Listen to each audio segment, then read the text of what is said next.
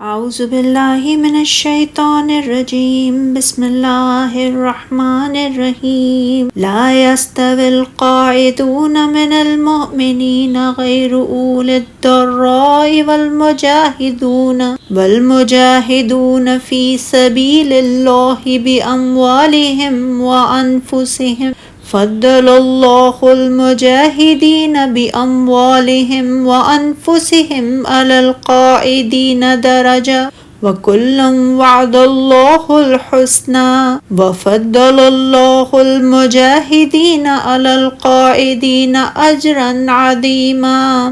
درجات منہ ومغفرۃ ورحمہ وکان اللہ غفورا رحیما۔ کسی عذر کے بغیر پیچھے بیٹھ رہنے والے مومن اور اللہ کی راہ میں اپنی مالوں اور اپنی جانوں کے ساتھ جہاد کرنے والے برابر نہیں ہو سکتے۔ اللہ نے اپنے مالوں اور اپنی جانوں کے ساتھ جہاد کرنے والوں کو پیچھے بیٹھ رہنے والوں پر مرتبے میں فضیلت دی ہے، اور اللہ نے سب سے بھلائی کا وعدہ کیا ہے، اور اللہ نے مجاہدین کو پیچھے بیٹھ رہنے والوں کے مقابلے میں بہت بڑا اجر دیا ہے۔ ان کے لیے اللہ کی طرف سے درجے ہیں اور بخشش اور رحمت ہے، اور اللہ تعالیٰ بہت بخشنے والا نہایت رحم کرنے والا ہے۔ امام بخاری رحمۃ اللہ علیہ نے حضرت برا رضی اللہ تعالیٰ عنہ کی روایت کو بیان کیا کہ جب یہ آیت لا یستوی القاعدون من المؤمنین نازل ہوئی تو رسول اللہ صلی اللہ علیہ وآلہ وسلم نے حضرت زید رضی اللہ تعالیٰ عنہ کو بلا کر یہ آیت لکھوائی۔ حضرت ابن ام مکتوم رضی اللہ تعالیٰ عنہ آئے اور انہوں نے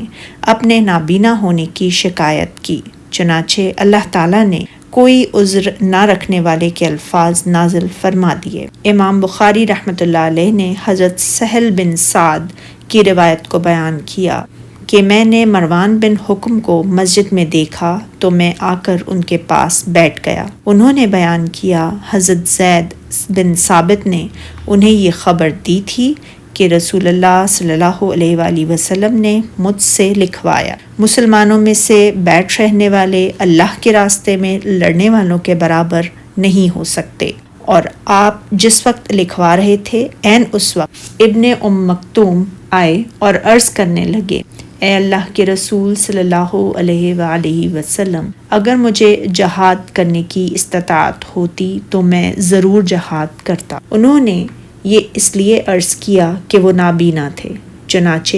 اسی وقت اللہ تعالیٰ نے رسول اللہ صلی اللہ علیہ وآلہ وسلم پر وحی کا نزول شروع فرما دیا۔ اس وقت آپ کی ران مبارک میری ران پر تھی، مجھے اس قدر بوجھ محسوس ہوا کہ میں ڈرنے لگا کہیں میری ران ہی نہ ٹوٹ جائے۔ جب وحی کی کیفیت ختم ہوئی تو معلوم ہوا کہ اللہ تعالیٰ نے اس آیت میں یہ الفاظ بھی نازل فرما دیے ہیں، کوئی عذر نہ رکھنے والے۔ امام ترمذی نے حضرت ابن عباس رضی اللہ تعالیٰ عنہ کی روایت کو بیان کیا۔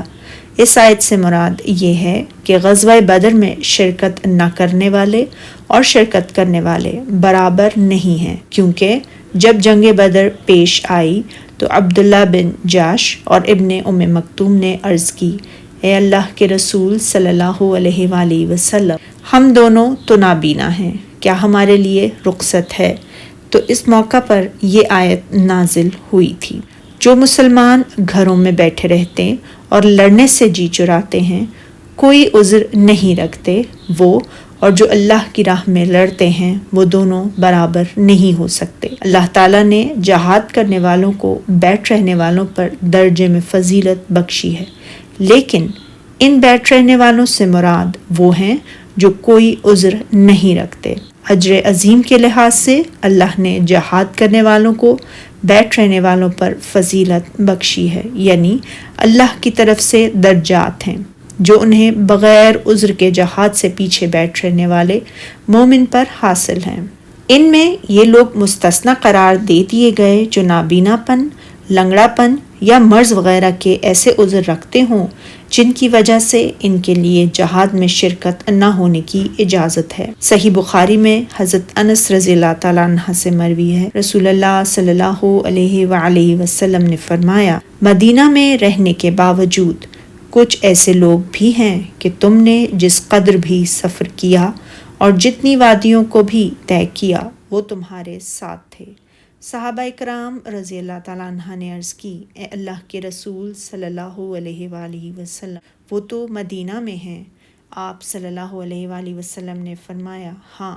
اگرچہ وہ مدینہ میں ہیں لیکن انہیں عذر نے جہاد میں شرکت سے روکا ہے، اور فرمان الہی اور اللہ کا نیک وعدہ سب کے لیے ہے، یعنی جنت اور بے پایاں اجر و ثواب کا وعدہ۔ اور یہ آیت کریمہ اس بات کی بھی دلیل ہے کہ جہاد فرض عین نہیں بلکہ فرض کفایہ ہے۔ پھر اللہ تعالیٰ نے فرمایا، اور اللہ نے جہاد کرنے والوں کو بیٹھ رہنے والوں کے مقابلے میں اجر عظیم کے لحاظ سے فضیلت دی ہے۔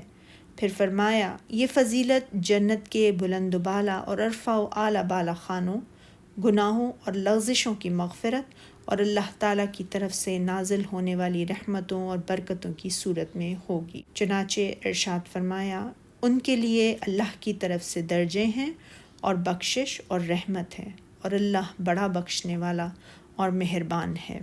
صحیح بخاری و مسلم میں حضرت ابو سعید خدری رضی اللہ تعالیٰ عنہ سے مروی، رسول اللہ صلی اللہ علیہ وآلہ وسلم نے فرمایا، یقیناً جنت میں 100 درجے ہیں جنہیں اللہ تعالیٰ نے اپنے راستے میں جہاد کرنے والوں کے لیے تیار فرما رکھا ہے، جبکہ ان میں سے ہر 2 درجوں کے درمیان اس قدر فاصلہ ہے جتنا آسمان اور زمین کے مابین ہے۔ سبحانک اللہم و بحمدک، اشہد ان لا الہ الا انت، استغفرک و اتوب الیک۔